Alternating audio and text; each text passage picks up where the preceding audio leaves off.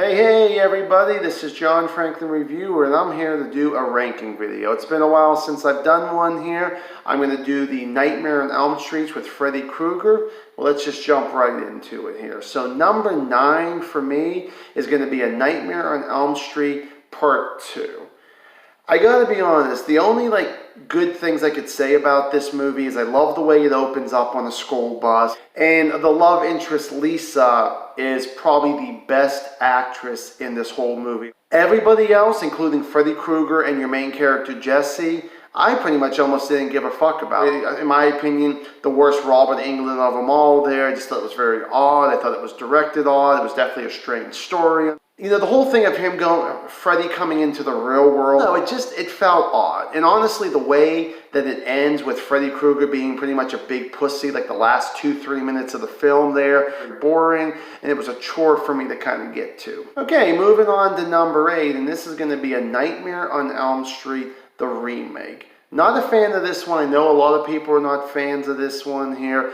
Some of the positives I can say about this is Jackie Earle Haley as Freddy Krueger does a damn good job. I like that. I like a lot of the kills. I thought were, some were unique. I did like some of the humor. A lot of it fell flat for me. What I really didn't care for was all these victims and survivors. I didn't believe a single one of them with their acting. I think it was really horrible there. I didn't like Freddy's his burned face makeup. They made it so supposedly made it more real than it should have been. Guys, it's a movie. You can make it somewhat fake and still make it cool. I didn't like the repeats, like the whole thing Freddy coming through the wall, the whole thing dragging the dead body through the skull, and also the whole thing Nancy in the tub there and the glove comes up between her legs.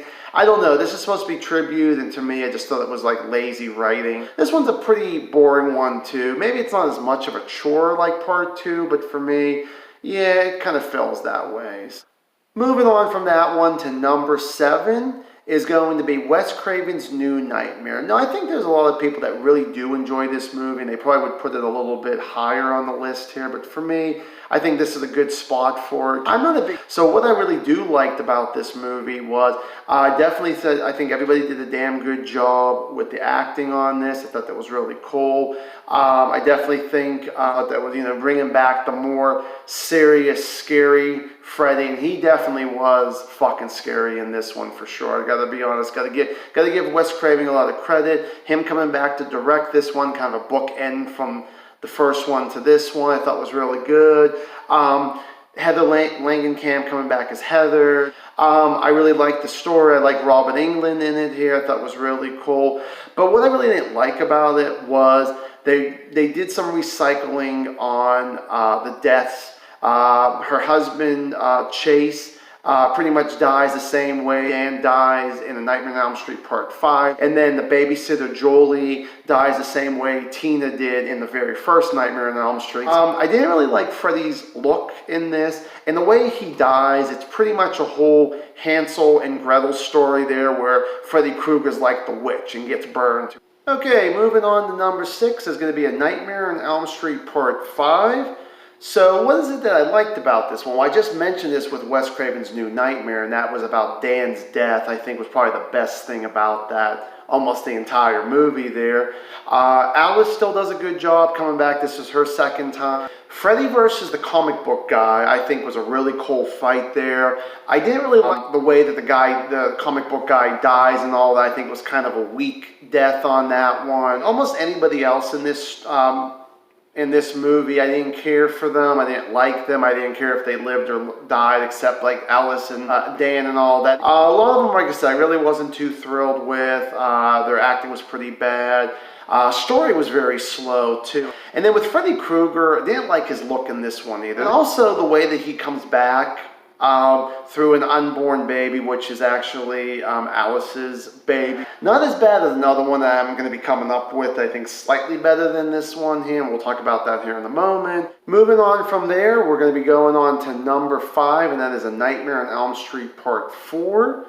And what exactly did I like about this one? Well, this is kind of the MTV Freddy here. Freddy is really fun in this. This is where it's a little bit more goofball Freddy. Definitely the acting in this movie is a whole lot better for everybody that's in this one compared to part 5. I feel like Alice, our hero, first time we meet her, how shy she really is, really like that. Love her brother. Her brother is fun until he ends up dying. Freddy versus Alice in Act 3 is pretty good there. Going into the negatives on this one here, Freddy coming back through dog peeing, I think is definitely worse than the whole thing coming back from an unborn baby from 5, but yet I still think this one's a lot more fun, a lot more entertaining than 5. That's why this one's slightly above 5 on this one here.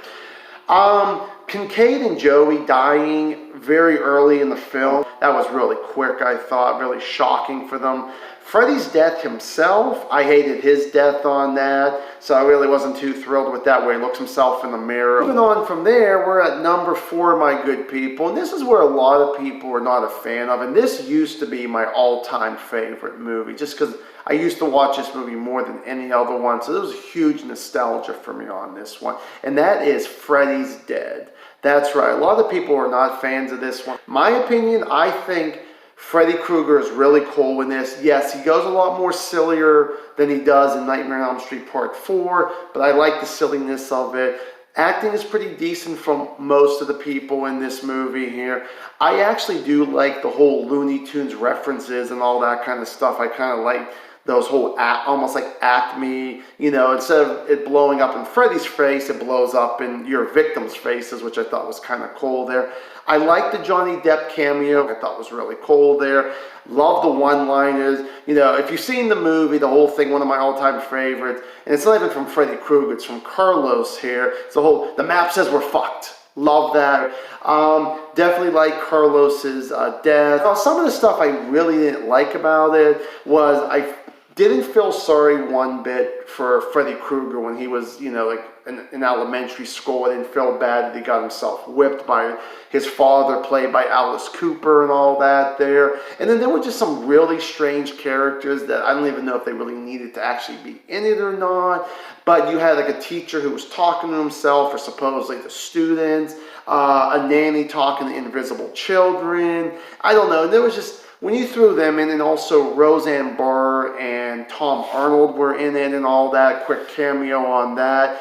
I wasn't buying them in that movie. Number 3 is going to be A Nightmare on Elm Street, the original. That's right. Now, hold on here, folks, before you decide to, you know, turn me off and all that. Let me explain. I think that this is a terrific first movie for sure. The acting in this movie, most people are very convincing on this. I love that. I love Nancy, our hero. You get Johnny Depp in his first role as the boyfriend. I think he does a damn good job. Nancy's father, played by John Saxon, I think he does a good job. Robert Englund is Freddy Krueger. Freddy Krueger is definitely scary in this. Has a little bit of humor here and there, but I really like almost like the serious, you know, scary Freddy. Really works in this.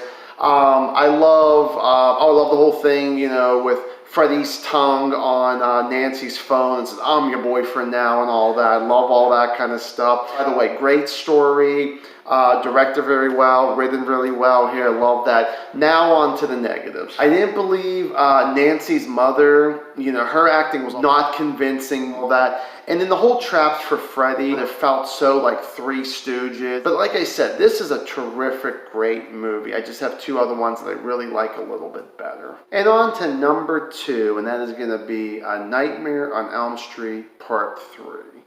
Okay, so what is it that I actually liked about this one here? Well, the thing that I really did have to be honest with, the first thing, let's start about Robert Englund as Freddy Krueger. This is where it actually was definitely one of 2 perfect mix of his humor and him still being fucking scary as hell.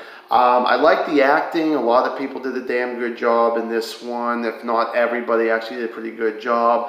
Love the one-liners. Everybody knows the whole "walk on the prime time, bitch," probably the best line. I love the awesome deaths in there, so a lot of them are really cool. Like I said, even the victims and the survivors, I love their humor in this. I love their acting. It was directed very well and all that. Love the practical effects in this. The only things I really wasn't a big fan of, there was 2 of them really. One of them was actually the whole thing where Philip, one of the characters who does die, sleepwalk. Well, I felt like that Kincaid had a chance to at least try to stop him, and he was just like the whole have a good stroll asshole, and then he just goes right back to bed there. And then it was the end of Act 3, where your survivors are in the house and all that, and there's a bunch of these different Freddys in the mirror, and Freddy's pulling all these characters out into the mirror. The character Joey, who was pretty much silent throughout the whole movie, screams, at the top of his lungs here, because all the mirrors break and all the, survivors get away from Freddy and all get thrown back in to the mix. I guess this is a damn good movie, and like I said, a great mix on that one. And then moving on to number 1 is Freddy versus Jason. Now the thing is, why I gotta put this as my favorite is you got 2 fucking icons, Freddy Krueger and Jason Voorhees, battling out there. I mean, both battles were awesome. I liked the first one a little bit better in the dream world there, because I was definitely going for Freddy myself against the unstoppable killer Jason, but I still thought Freddy maybe, he's a smart character, he may have a shot to actually do it. But even when he gets in the real world, he's still kicking Jason's ass. The humor is really good in this. Deaths are awesome in this here. I only have 2 problems, and that was there's a character named Freebird who looks exactly like Jay from Jay and Silent Bob, all those Kevin Smith movies, just kind of a rip-off of it. But also, I would have to say this is the worst of them all. Freddy Krueger only has 1 kill through this entire movie. So I really didn't like that all, but overall, I really have to say that Freddy vs. Jason is a damn good movie. That's my list of the Nightmare on Elm Street. I would be curious what yours is. Give me a comment down below. Tell me if you agree, disagree with any of the stuff I said. And if you haven't yet, please subscribe. Please give me a like here. And as always, stay awesome.